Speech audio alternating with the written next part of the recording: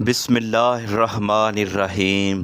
محترم سامعین، اسلم درویش ٹی وی میں آپ کو خوش آمدید کہتا ہوں۔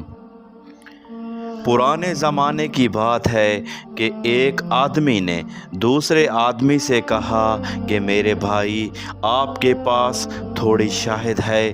مجھے شہد کی بہت سخت ضرورت ہے، کیونکہ مجھے ایک بیماری ہے اور وہ شہد سے ہی اچھی ہو سکتی ہے۔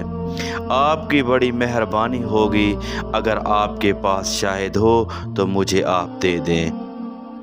اس آدمی نے کہا، بھائی، بڑے افسوس کے ساتھ میں بتا رہا ہوں کہ میرے پاس شہد نہیں ہے۔ اگر میرے پاس ہوتی تو میں آپ کو ضرور دے دیتا، لیکن ہاں، ایک راستہ آپ کو ضرور بتا سکتا ہوں۔ تھوڑا آپ کو دور جانا پڑے گا۔ ملک شام سے ایک بڑا تجارتی قافلہ آ رہا ہے۔ پہلے قافلے آتے تھے تجارت کے لیے، یعنی سامان وغیرہ بیچنے کے لیے دوسرے ملک کی طرف جاتے تھے۔ بہرحال اس آدمی نے کہا کہ وہ قافلہ بہت اچھے انسان کا ہے، مجھے امید ہے اگر آپ ان سے شہد مانگو گے تو آپ کی ضرورت دیکھ کر اور آپ کی بیماری کو دیکھ کر وہ آپ کو شہد ضرور دے دیں گے۔ اس کے بعد اس ضرورت مند نے اس آدمی کا شکریہ ادا کیا اور شہر کے باہر نکل گیا اور ایک پہاڑی پر جا کر بیٹھ گیا اور قافلے کا انتظار کرنے لگا۔ تھوڑی دیر کے بعد ایک قافلہ آتا ہوا نظر آیا تو وہ قافلے کی طرف دوڑا اور تیزی سے قافلے کے نزدیک جا پہنچا اور اس قافلے کے لوگوں سے اس قافلے کے سردار اور امیر کے بارے میں پوچھنے لگا۔ تو لوگوں نے ایک روشن چہرے والے انسان کی طرف اشارہ کیا اور کہا کہ وہ ہمارا امیر ہے۔ وہ ضرورت مند اور بیمار آدمی امیر کی خدمت میں حاضر ہوا اور کہنے لگا، حضرت، مجھے ایک بیماری ہے اور اس کے علاج کے لیے مجھے تھوڑے سے شہد کی ضرورت ہے۔ یہ سن کر امیر نے فوراً اپنے غلام کو بلایا اور اس سے کہا، جس اونٹ پر شہد کے 2 مٹکے لدے ہوئے ہیں اس میں سے ایک مٹکا اس ضرورت مند کو دے دو۔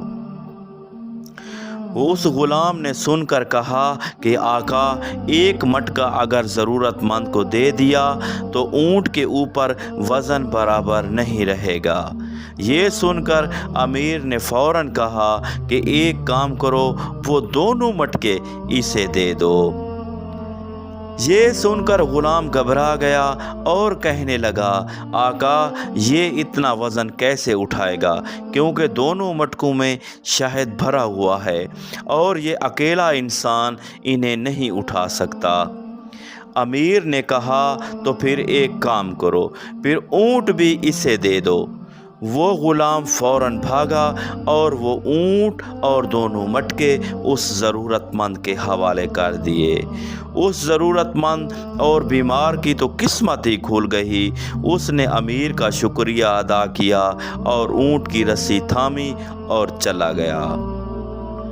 وہ آدمی بہت حیران تھا اور سوچ رہا تھا کہ کس قدر سخی انسان تھا کہ میں نے اس سے تھوڑا سا شہد مانگا تو انہوں نے مجھے 2 مٹکے دے دیے جو شہد سے بھرے ہوئے تھے، اور صرف مٹکے ہی نہیں دیے بلکہ وہ اونٹ بھی ساتھ دے دیا جس پر مٹکے لدے ہوئے تھے۔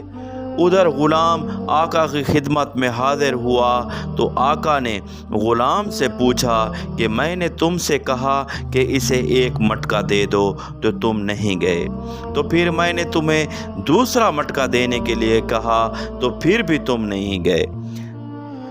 اس کے بعد جب میں نے تم سے کہا کہ اونٹ بھی اسے دے دو تو تم بھاگتے ہوئے گئے۔ اس کی کیا وجہ ہے؟ غلام نے جواب دیا، میرے آقا، جب میں نے آپ سے کہا کہ ایک مٹکا دینے سے وزن برابر نہیں رہے گا تو آپ نے دوسرا مٹکا دینے کا بھی حکم دے دیا، اور جب میں نے کہا کہ یہ دونوں مٹکے بہت وزن والے ہیں، یہ کیسے اٹھائے گا، تو آپ نے اونٹ دینے کا بھی حکم دے دیا۔ اگر میں تھوڑا سا بھی رکتا، تھوڑا سا بھی اعتراض کرتا تو آپ مجھے بھی اس کے ساتھ جانے کا حکم دے دیتے، اسی لیے میں فوراً بھاگا اور وہ ساری چیزیں لا کر اس کو دے دیں اور میں بچ گیا۔ اس پر آقا نے کہا کہ اگر تم ساتھ چلے جاتے تو غلامی سے آزاد ہو جاتے، یہ تو اور بھی اچھا ہوتا۔ تو غلام نے جواب دیا، میرے آقا، میں آزادی نہیں چاہتا، اس لیے کہ مجھ جیسے سینکڑوں غلام آپ کو مل جائیں گے، لیکن مجھے آپ جیسا آقا نہیں ملے گا۔ آپ جیسا آقا میں کہاں سے لاؤں گا؟ اس لیے میں آپ کی غلامی میں رہنے کو ہی آزادی سمجھتا ہوں۔ تو میرے عزیز بھائیوں، کیا آپ کو معلوم ہے کہ وہ آقا کون تھے؟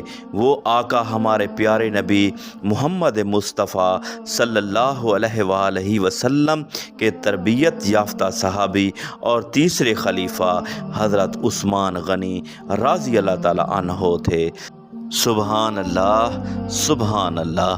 اللہ تعالی ہم سب کو راہ راست پر چلنے کی توفیق عطا فرمائے۔ ویڈیو اگر پسند آئے تو اسلم درویش ٹی وی کو لائک کریں، سبسکرائب کریں اور اپنے دوست احباب میں شیئر کریں۔ اللہ حافظ، اللہ نگہبان۔